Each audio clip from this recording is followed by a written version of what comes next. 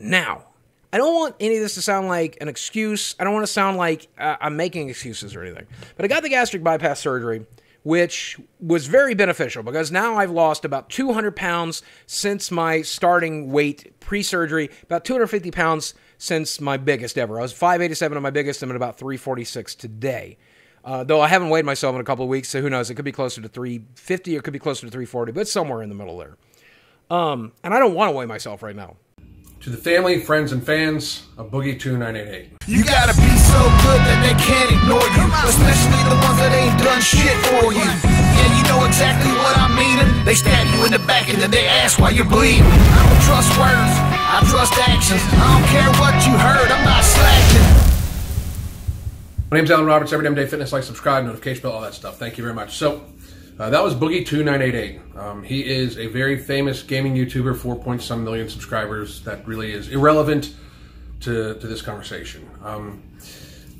About a year and a half ago, I did a few videos on him. When I first started my weight loss journey, I weighed like 255-ish, and I had dropped a bunch of weight.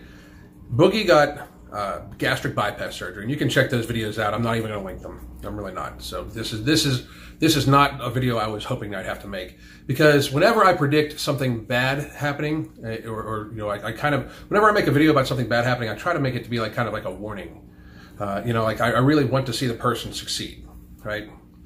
I pretty much said that he was getting gastric bypass surgery as a quick fix, that it was like, it was basically the equivalent to a addict cutting their thumbs off so they couldn't push a plunger in, you know?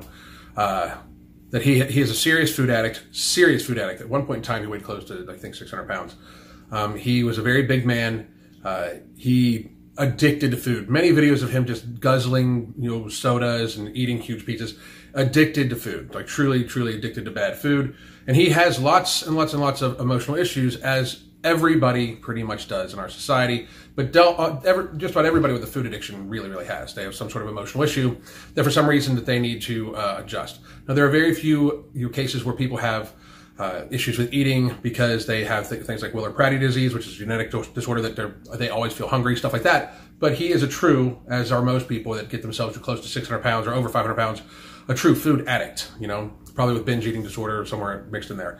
And it's from childhood trauma. That is his business, and you can check out his videos where he talks about it, because I'm not going to recant any of that, because that is not what this video is about. And this video isn't even about I told you so, because he got the surgery, and I kind of said this, and he actually didn't even comment on one of the videos that he, you know, needed the surgery to save his life for that time. At that time, at the time, I was very, very, very against bariatric surgeries, very against it. And I still am not a huge fan of it. But the show, Family by the Ton, and meeting a few people from the show, I met Amanda and Amy from the show when we were down in Atlanta for Mental, has definitely, you know, evolved my opinion upon bariatric surgery. When somebody is so big, when a food addict is so big that there is not even enough time left in their life to develop the skills needed to address their food issues and get enough counseling to address their food issues, bariatric surgery is a great tool. If done the proper way and everything like that, I really believe it's a great tool. It has saved the lives of a few people I know, that I now know, and I now talk to, you know, fairly frequently, that I think are phenomenal people that have phenomenal futures. And it, in my opinion, has evolved. You know, and in Boogie's case, I wish I wasn't correct. Like I got the impression when I was talking about Boogie before that he got the surgery literally just so he could lose the weight, and he was not changing his behavior. At one point in time, he got the surgery, and he made a quote that I put in a video and stated that he felt that he could eat whatever he wanted and still lose weight. And I personally said, that is a serious warning sign, that has not addressed his food addictions, and it was a serious warning sign. And in this video that was sent to me, I believe it was on stream. It's a stream video. He pretty much just admits to all that. I didn't do the mental work pre-surgery that I needed to do. In fact, I'm more damaged now in a post-surgery world than I was in a pre-surgery world because I got fucking divorced. Where he has not addressed his eating issues. So I went back to comfort eating almost right away, but my surgery did its job. I was able to comfort eat, and I was able to eat bad foods that I shouldn't eat, but I couldn't eat very much of them. So I still lost 200 pounds.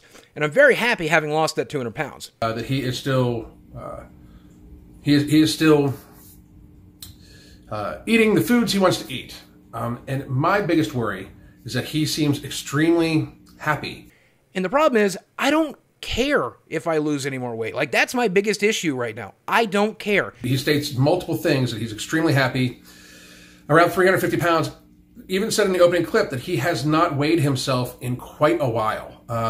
That is scary, okay? He should be very focused. He's 350 pounds. I believe he's around 40 years old. 10 years is what he even admits he might have. And at one point in time, he admits, or he claims that he's like, great, I get to eat what I want for the next 10 years, and I get to have a great 10 years, because he says he's never been happier. And so if somebody says to me, well, Boogie, you're going to die in 10 years if you don't lose this last 50, 100 pounds, I'm like, hey, that sounds great, because I'll have a great 10 years, I'll eat what I want, and I'll die, and I'm looking forward to dying. At the same time, while saying he's got more trauma now than he had beforehand because he's gotten a divorce, it's very, very contradictory. It screams of needing much, much more counseling. So, the interesting thing about this is, being as big as I am right now at 350 pounds, I'm still going to die early, being 350 pounds. And if I'm being entirely honest with you, and I see no reason not to be entirely honest with you, but though I don't want to worry you guys, I don't care about dying. My plea to the family and friends, by the way, because we are going to talk about a few of these clips, my plea to the family and friends of Boogie2988, somebody get a hold of him and talk to him about getting some inpatient therapy. I deal with a lot of food addicts. My wife and I deal with a lot of food addicts on a daily basis. We deal with a lot of people that need to lose a lot of weight. And at some stage, you need to address the true issues. Like, if this is going to be the case, this gentleman needs to very much so get the rest of this weight off. He's happy at 350 pounds because he can walk around. It's a huge, huge leap. 200 pounds down is a huge leap. 200 pounds down is a huge leap. I'm sure he feels a ton better, but I said this in a recent video. If you're a 300-pound person and you lose 100 pounds, if you're a 300-pound person and think you feel great and you lose 100 pounds, you will look back at that and think, wow, I really did feel like shit. But, you know, now I feel so much better. But you thought you were happy. He has no idea what feeling really good is, because he even says that this was his weight since he was in 10th grade. He weighed about 350 in 10th grade, which very frankly, he has no idea how much he weighs right now, because it's been a couple of weeks since he's weighed himself. And a person that eats, that has a food addiction, can get, and is that big, can gain weight very, very, very quickly. My warnings. Boogie says he's going to continue to fight to get the weight off, and he's getting therapy. And Boogie, I really appreciate that. And you don't need to reach out to me. You don't need to talk to me. And to his fans, this is not to be mean at all. This is not me trying to be mean. This is a warning. I'm hoping that you, as his fans, can encourage him to get some inpatient therapy. My thought to Boogie: if you get inpatient therapy and you can lose 100 pounds in the hospital, and get down to 250 pounds. It'll give you a chance, and you could do that. You could do that in a shorter period of time than most people think. It might change your idea of how long you want to live, because he talks in this video how he is just going to be okay if 10 years is all he has, and that is fucking tragic. That is tragic. This is a man that plays video games for a living. He's got the world, in the palm of his hand, basically. I mean, he gets paid a good amount of money to talk on a camera and play video games. It doesn't get much easier than that.